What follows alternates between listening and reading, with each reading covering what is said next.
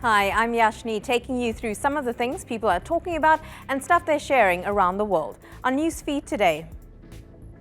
You know, we're not waiting 5, 10, 20 years to take the action that we want to see. We're not the future of the world, we're the present, right? We're acting now. We're not waiting any longer. Young people speak out at the World Economic Forum, demanding more action to combat the climate crisis. Dancing to a different tune, the Afghan woman defying gender norms. Diamonds are Louis Vuitton's best friend. The fashion giant bags the world's second biggest one. And we'll tell you why this stray dog is barking mad at cars who don't stop at pedestrian crossings.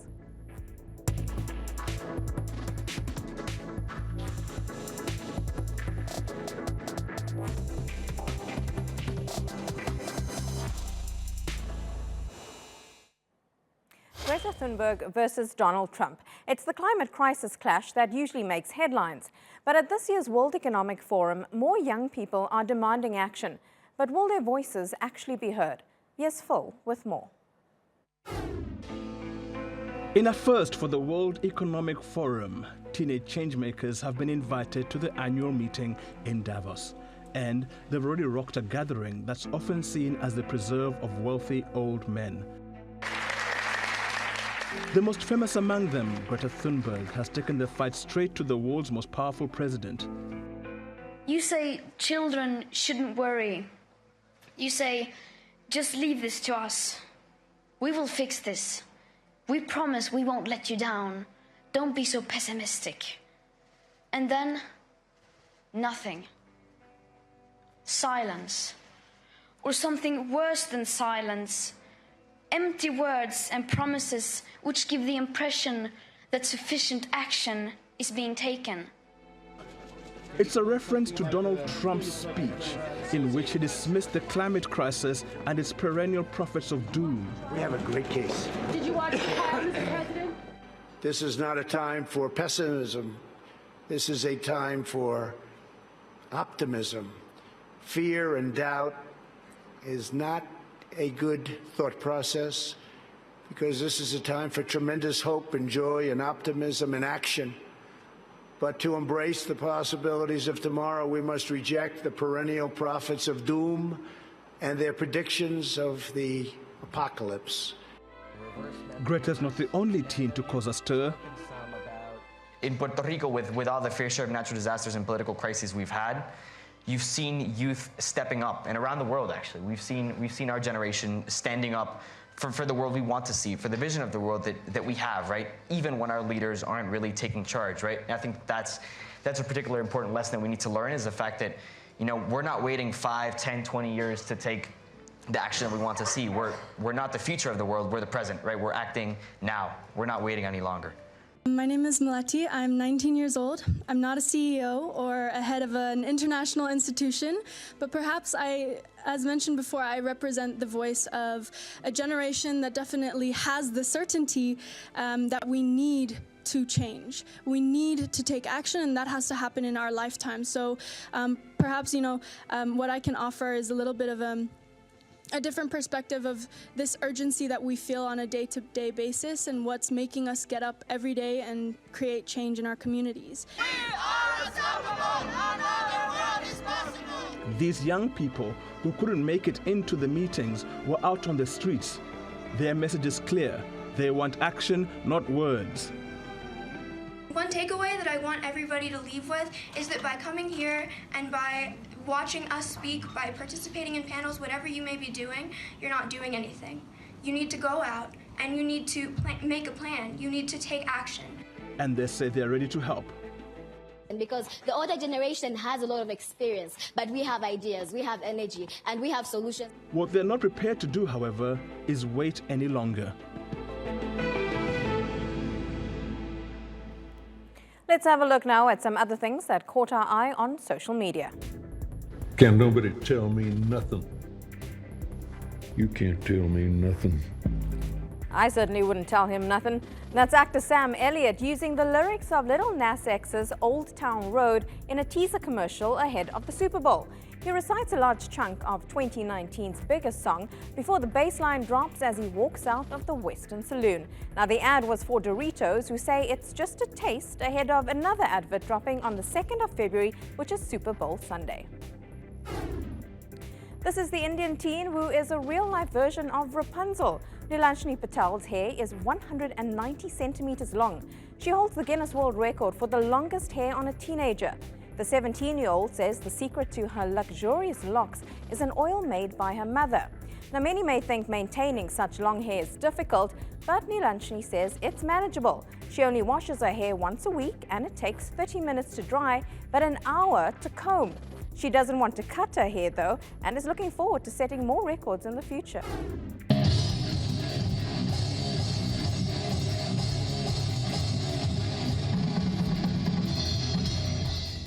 It's not my kind of music, but this clip of Caleb H has gone viral. The 5-year-old is dressed as Joey Jordison from the band Slipknot. And don't think there's any air drumming from this toddler. He's the real deal. Rock on, Caleb, rock on.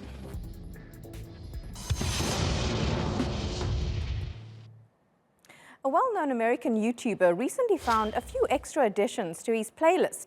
A hacker added music from famous Turkish artists to his phone. Now, the social media star wasn't happy at first, but it seems he's now a fan of Turkish musician Ferdi Tayfur.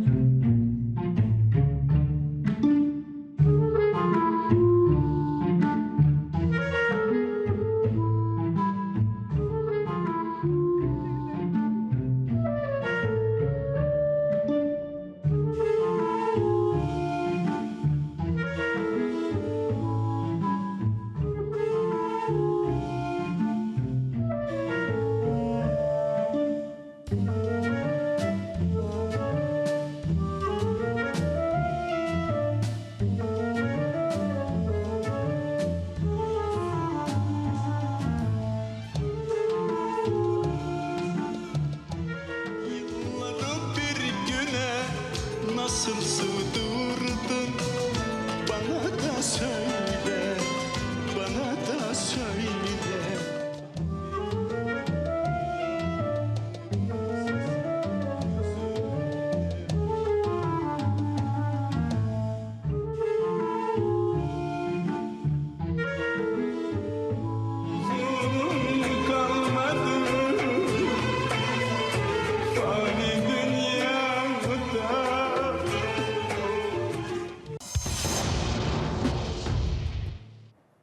A young woman is using dance to help people in war-torn Afghanistan.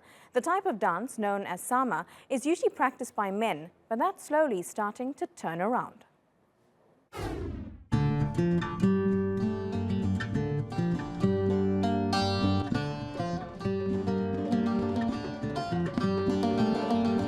سما رو به خاطر انجام میتونم که یکی مرا آرامش روحی میته، یعنی من از لحاظ روح میتونم با سما آرامش بگیرم.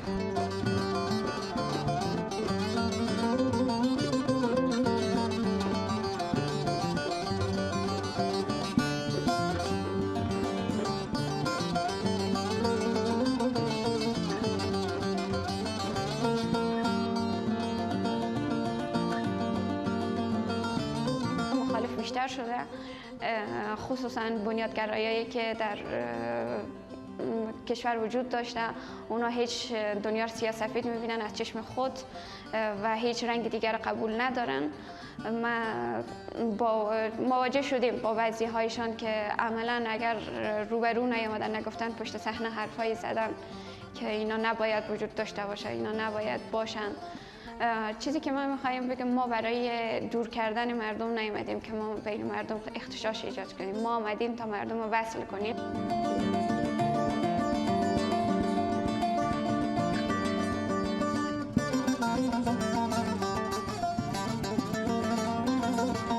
اگر شخصاً کسی بیایه به عنوان که بگن من از جمله گروه‌های طالب هستم، خودت سما نکن. اول همه اجازه رو نمیتونم برایش، چون طالب ها کسایی نیستن که بیاین برای ما خط مشق تعیین کنن که شما در چه حدی باشین، چون خط مشق خودشان غلط هستن.